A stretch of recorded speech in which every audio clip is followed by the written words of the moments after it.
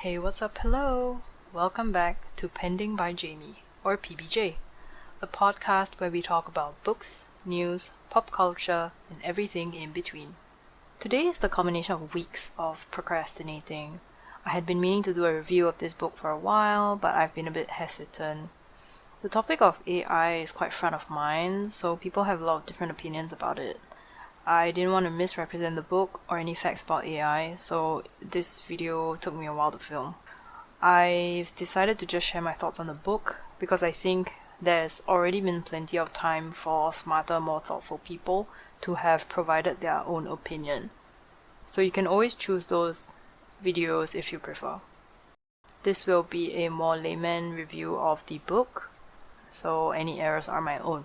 In a nutshell, this book is about OpenAI, the company behind ChatGPT, perhaps the most famous AI and the one that catapulted this version of the technology into mainstream consciousness. This book, Empire of AI, goes behind the scenes to show us what goes into making these products that were being sold as magic. And this book is also about greed. It always seems like it's about greed. There's more, of course, but I will elaborate later. So this book appeared on my radar through an interview that the author Karen Howe did when she was promoting the book. I didn't actually finish listening to that particular interview, but I picked up the book anyway. There were a few reasons why. Firstly, AI is virtually unavoidable now. I remember my first encounter with ChatGPT was back in 2023, early 2023. I was in a long queue for Cai Fan during my lunch break, and my colleague pulled it up on her phone to show me what it could do. She put it in a very simple prompt, a very simple question: what is Cai Fan? Or can you suggest what I should order for Cai Fan? And I was amazed at the time by its response. It was able to provide this customized answer in what felt to me like very human language. And keep in mind, at that point in time, I think the chatbots that we were very used to were things that you would see on websites, like, oh, how can I help you today? And then when you put in your question, the response would be, oh, I'm sorry, I didn't understand. Could you please put in your question again? Which, it felt very rudimentary, right? And we felt like chatbots were pretty far away. So when ChatGPT kind of came on the scene, it was kind of a huge leap forward, at least for me as a lay person looking at it. Still, despite this initial amazement at it, I resisted the technology like a typical Luddite. I refused to buy in until I really needed to. For me, in terms of researching, I still use the usual methods, right? The past methods have worked, so why do I need this new thing now? Then came the push from different sectors of society. So companies started pushing their employees to adopt AI. I've worked in 3 different companies in the last 4 years, and I can attest that this phenomenon is one that spans across different professions and different industries.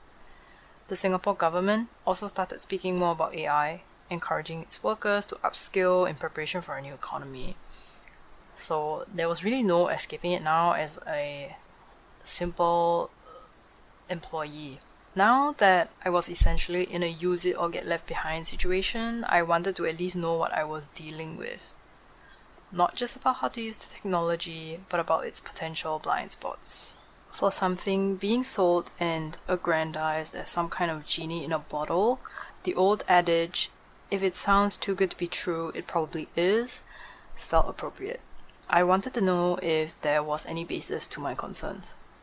This book, Empire of AI, presented one of the more approachable ways to get an overview of the technology and the companies that are behind them. As a bit of a business nerd as well, I figured this book would interest me in more ways than one. So what is this book about? After reading it, I found that it's half a corporate book and half a modern history of AI as it is known today. Bear with me as I give you a very quick overview of the book. The author, Karen Howe, had been covering the story of OpenAI from its early days, before ChatGPT, So the book tells the story in a mostly chronological order.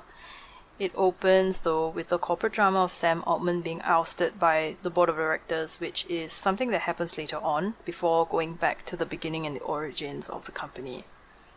In between this chronological story, Hal provided more information about this technology that fuels artificial intelligence. It looks at a modern history of AI development and how we got to the large language models, or LLMs, that power the most famous AI chatbots today. Apart from the companies themselves, she also looked into the behind the scenes of what is fueling this growth of the AI companies. So, how the AI companies are using natural resources like water, energy in this race to some undefined endpoint. Hal also did some investigation into the social impacts of AI. In the news, we see this strong focus on how AI could potentially replace white-collar jobs, but in this book she chose to look at actual impacts of AI on jobs now, or things that have already happened. At the end of the book, the author ends off with a proposed solution.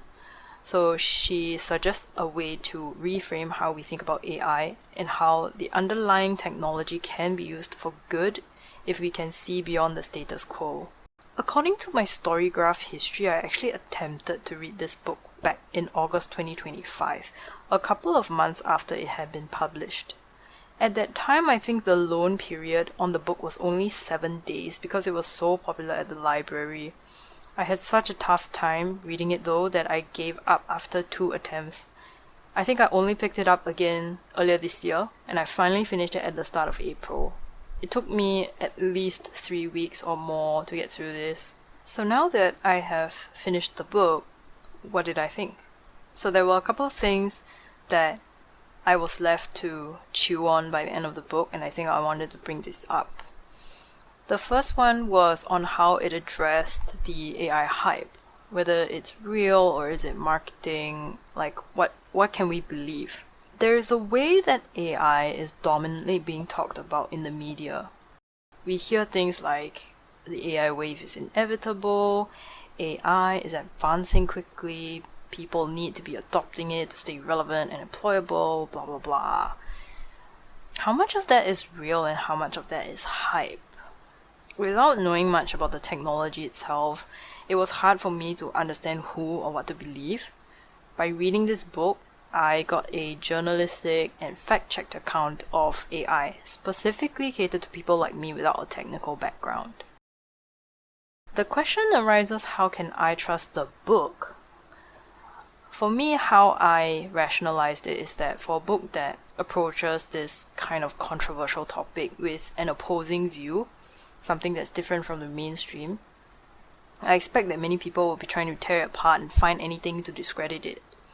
As of today, I believe there's only been one piece of information that had to be corrected after the book was published, and nothing else. So I trust that what I read is mostly true from this book. So in this book, Hal starts by telling the origin story of the company OpenAI and its founder Sam Altman. She recounted situations in which Altman or the company changed its mission and narratives along the way in order to pursue its goals, whether it's to advance AI research or to secure funding. For example, she recounted speaking to senior leaders at OpenAI in its early years, asking about artificial general intelligence, which is a kind of technology that can basically mimic a human brain in terms of its ability to reason or learn across any type of task. When the leaders were asked exactly what AGI is and why we need to get to it, the leaders were kind of vague if they weren't considered evasive. So from this recount of the situation, my interpretation is if the senior leaders themselves aren't quite sure where they're going, but they sell it differently when they talk to the public, how much can their opinion really be trusted? Granted, this interview had been conducted a long time before they changed to a company that sold the consumer products, but the impression that I got from the book is that this lack of a long-term goal continues to persist within the company.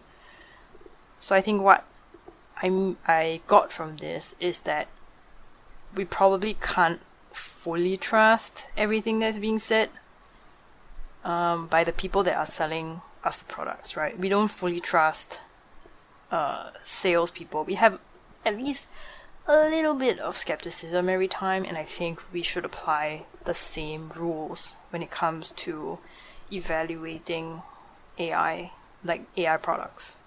When it comes to the technology itself, even the name artificial intelligence is something that Hao chose to interrogate in the book. So the technology that we now know as AI had at first been called automata studies. This didn't quite catch on, it wasn't very popular, so they tried again, and then they finally hit on the term artificial intelligence or AI. And Hao suggests that the specific word choices create a kind of myth about what the technology is capable of. So to the layperson like me, the idea that something is artificially intelligent suggests that it can think independently, maybe solve its own problems, or perform complex reasoning. More immediately, perhaps movies like The Terminator or Her or any of these other robot movies come to mind. In the book, Hao pushes back against this myth by explaining how the underlying technology works. Again, I'll try my best here to explain what I interpreted or what I understood. But forgive me if I get anything wrong, I don't have a technical background in this. So what the general public most commonly understands as AI is AI chatbots like ChatGPT or Claude. These chatbots appear to be able to understand user questions and then respond like a person. The responses also seem to synthesize complex information to solve sometimes pretty complex problems or questions. But these bots are not sentient beings. I think we know that, but under the hood, what exactly those things are, what I understand is that these bots are simply being powered by these very complex mathematical equations. They are running on the LLMs that I mentioned, large language models. They're designed to look at some inputs, some outputs, and then from there derive some kind of pattern. Then when the model receives a new input, it will predict the most likely output based on that equation that it comes up with. So when they run this model on very, very large data sets, lots and lots of input and output data, we can get that human-like response we see from the chatbots. I think just knowing this piece of information already injects a kind of dose of reality into a normal person's understanding of AI. I came across this idea of models in one of my university classes in 2021. This was before the rise of ChatGPT. So I kind of understood that on a very basic level, that as amazing as the technology appears to be, it really is just math underneath, just deployed at a level that we haven't seen before. Even though I kind of knew that already, I couldn't help but be amazed, as I said, by the ChatGPT response when I first saw it. So I can imagine how, as someone who has no idea of how the technology works, they can easily be swept up in this myth of this magical new thing and all these hypothetical things that it could possibly do. I think for me, this book, in bringing up how the technology works behind the scenes, at the very least, it's showing the fallibility of the models. That, these models are not God. Importantly, not to take everything being marketed by these companies as the whole truth. Another thing that stuck out to me in this book is the discussion about the scale at which AI is growing. If you follow the markets at all, you would know that in recent years, the S&P 500 is being supercharged by AI, software, chip maker companies like Nvidia, Apple, Microsoft, etc. The prices of these individual stocks are sky high because of the kind of AI promise. And then for those suppliers, like chip maker companies, Nvidia, etc., it's because of this high demand for chips and then a short supply. So a question that I had before going into this book is, what is the cause for the high demand of such chips? Why does AI need so many resources? So I have to admit that I kind of forgot any of the information that was presented with the book, if any, so I had to search this up. And I think the answer is that for AI to work, for the models to be created, to figure out what the mathematical equation is, a lot of computer power is required, and that computer power comes in the form of chips, and you need a lot of chips. And the more data you have, the more people who are using these products, the more chips you're gonna have to need.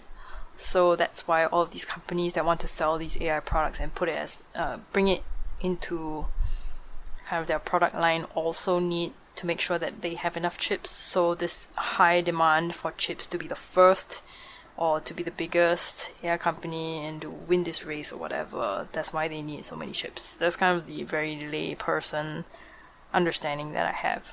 I think the interesting thing that Hao brings up is that this model of AI and how it's being developed today is based on a kind of theory that bigger is better. So we do see this, that's why there's a demand for chips, right? There is evidence that if you increase the amount of data or the number of variables in the math equation, you can improve the output. So the chatbots get better and better and better as you kind of pump in more data. So that's why they're like, oh, okay, we just need to make these models even bigger. Let's put in more data, put more chips to work, and we will reach this theoretical endpoint with a super AI or something. So the problem she points out is two things. One, this idea it's not really a law. I mean, it's kind of a theory. There's a possibility that at some point more doesn't really lead to better outputs. So we might be throwing a lot of resources at the problem and then we don't get the results that we hope for. Second, even if this is true, even if we will get much better outputs if we continue kind of throwing these all our resources at this scaling issue, the question that no one seems to be asking is, should we even be pursuing this? Is it worth the kind of destruction to the environment? You know, this pillaging of Earth's already dwindling natural resources. I think that's kind of where the author is coming from in terms of her counter arguments.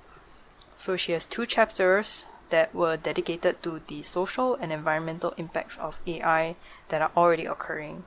And these are stories that I feel like I don't see in the kind of news I read.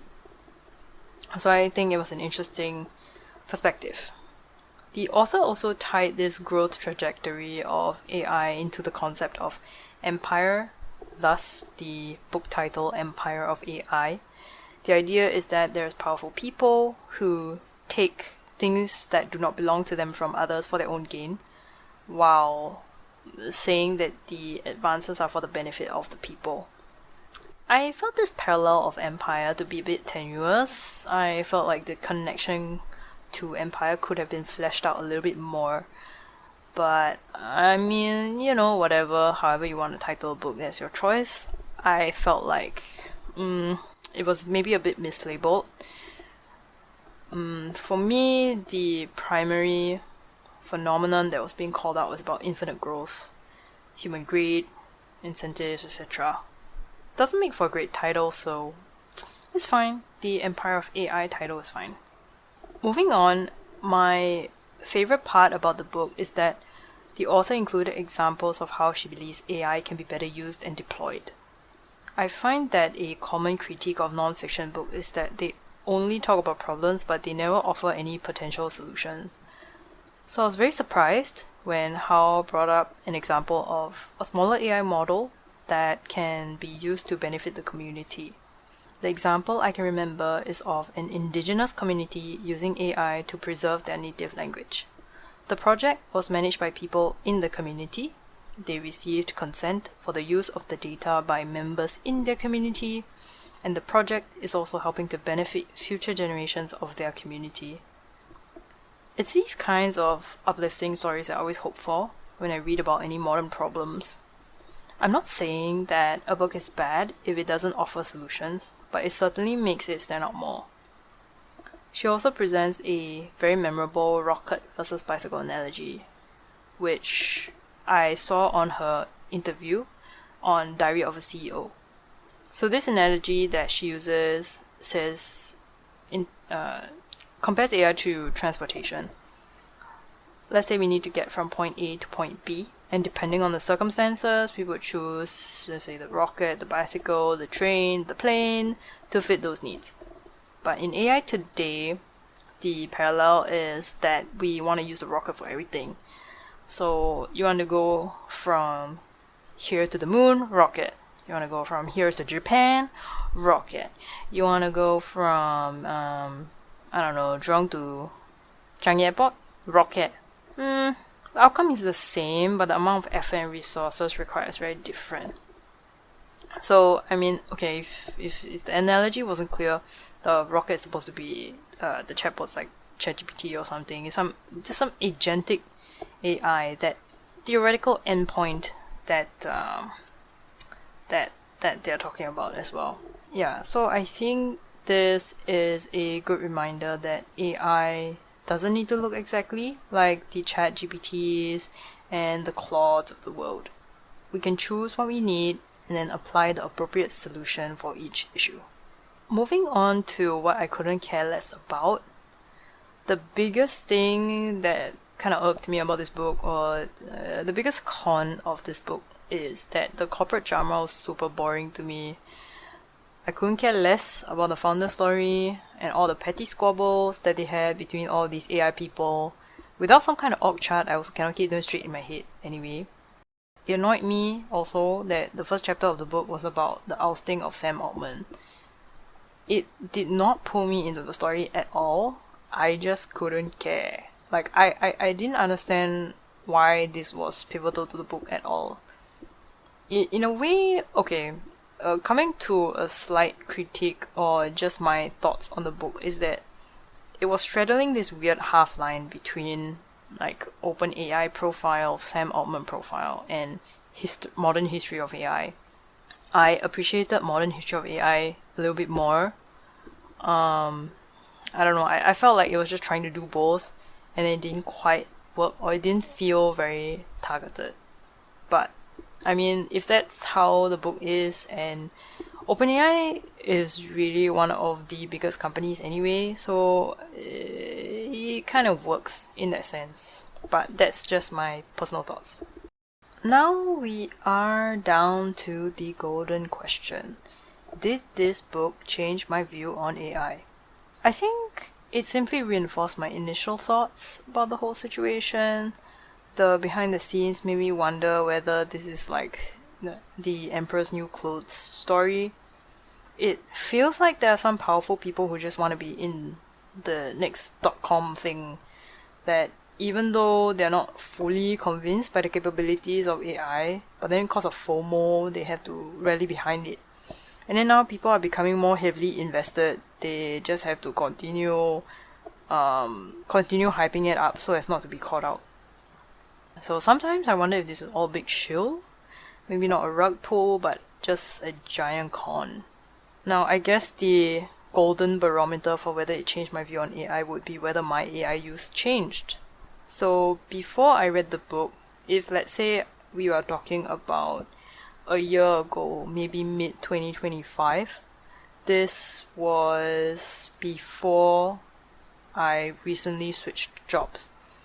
In my previous company, it wasn't such a big thing yet to make use of AI and everything. So for me, the most that I used was the Gemini function on Google, which I can't even turn off. So that was the extent generally of my AI use. I think I tried out a little bit of Copilot, ChatGPT as part of like work or out of curiosity, but I didn't feel like using it that much because I wasn't sure how I felt about it at the time. And then fast forwarding to today, I have switched companies, and unfortunately there is a target or KPI that I have to hit in terms of how much AI I use as part of my work, because it's some kind of productivity drive that we have. Fair enough, I use it in my work because I have to, and to be honest, the landscape I feel has changed quite a lot in a year, right? There seems to be, maybe it's just my perception, but there seems to be this idea that if you don't lose it, you're going to lose out. I don't know, this idea that you can push back against it as an employee is quite silly to me. I don't know. I understand that, maybe we are the ones who have to say that we refuse to use it or whatever, but as an employee and also as someone from, are we called a price taker?